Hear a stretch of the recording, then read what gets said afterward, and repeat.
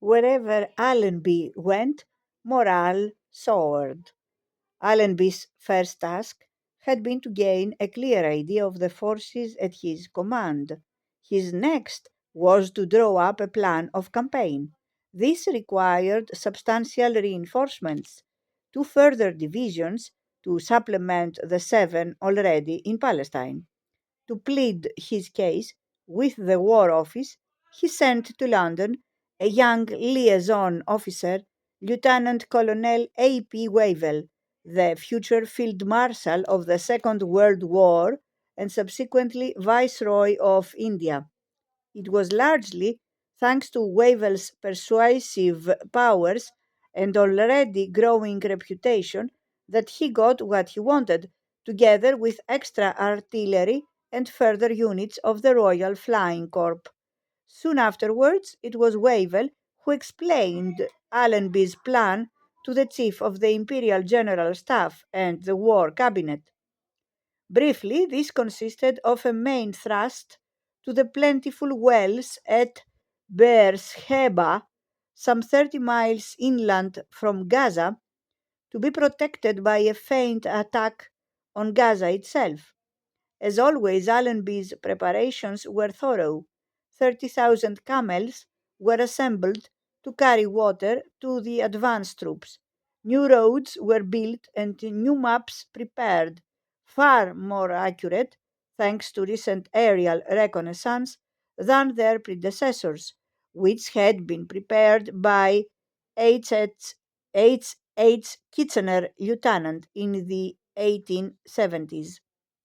Meanwhile, he read everything on the area that he could get his hands on, from Herodotus and Strabon to histories of the Crusades and the latest papers of the Royal Geographical Society.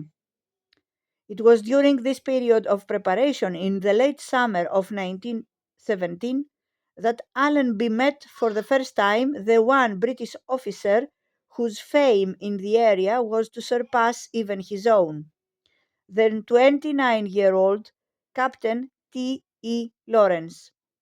Lawrence, second of the five illegitimate sons of an Anglo-Irish baronet, had had his first experience of the Arab world in 1908, when he had toured Syria and Lebanon, recording their still little-known Crusader castles.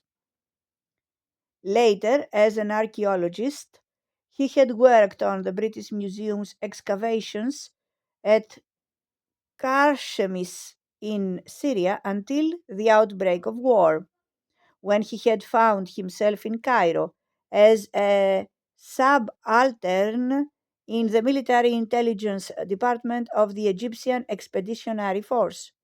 There he might well have remained, but for the Arab revolt. This had begun on 10 June 1916, when Sheriff Hussein of Mecca and the Hejaz had led an uprising against the Turks. 3 months later, however, the insurgents had run out of steam. They had failed, after repeated efforts, to dislodge the Turks from Medina, and their morale was flagging.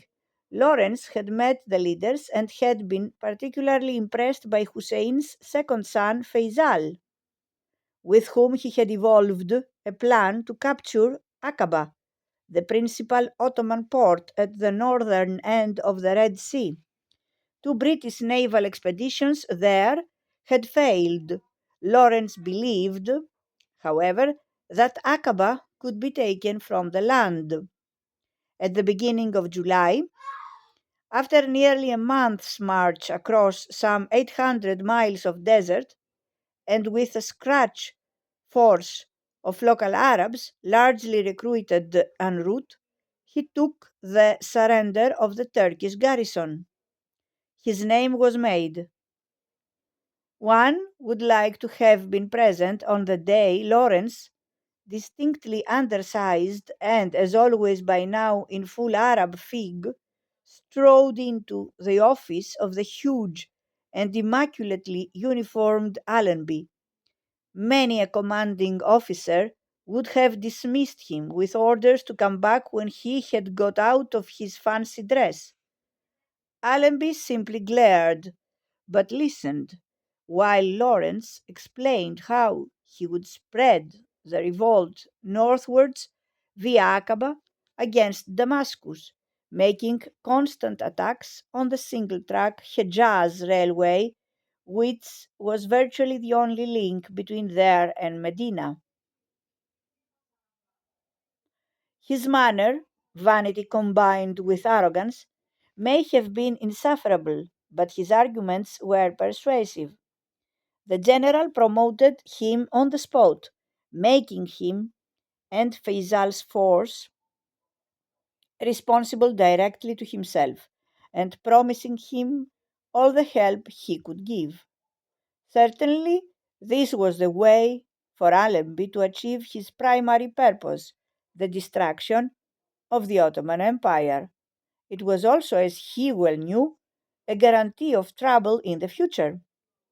In the spring of the previous year, Britain had entered into an agreement with France and Russia, whereby French pretensions with regard to Syria might be reconciled with British pledges and promises to the Arabs.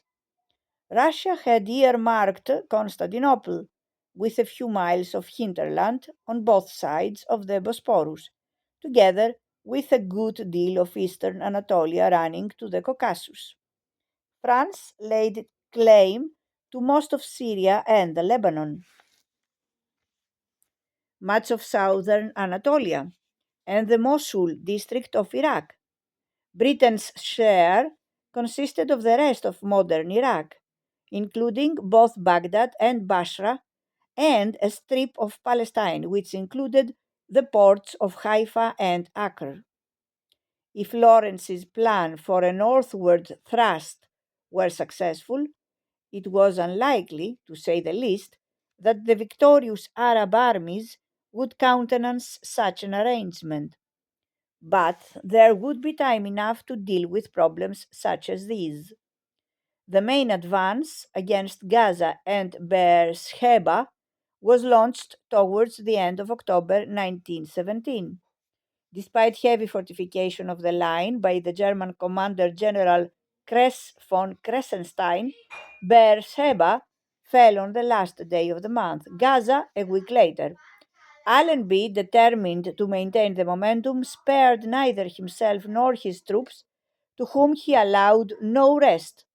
In some regiments, the horses were watered only once in 72 hours, as they pressed on relentlessly to the north, stretching the lines of communication and supply to the utmost limit.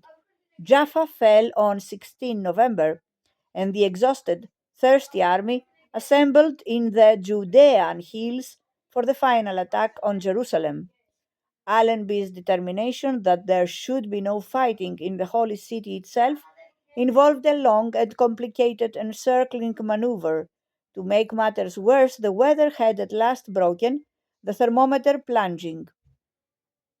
The horses were either sinking to the fetlocks in mud or slithering hopelessly over the slippery rocks. Yet the advance continued, and in the first week of December, the Turkish governor informed Damascus of the evacuation of the city before personally smashing his telegraph equipment with a hammer. The city, the city itself surrendered on 9 December, and 2 days later, Allenby made his official entry into Jerusalem.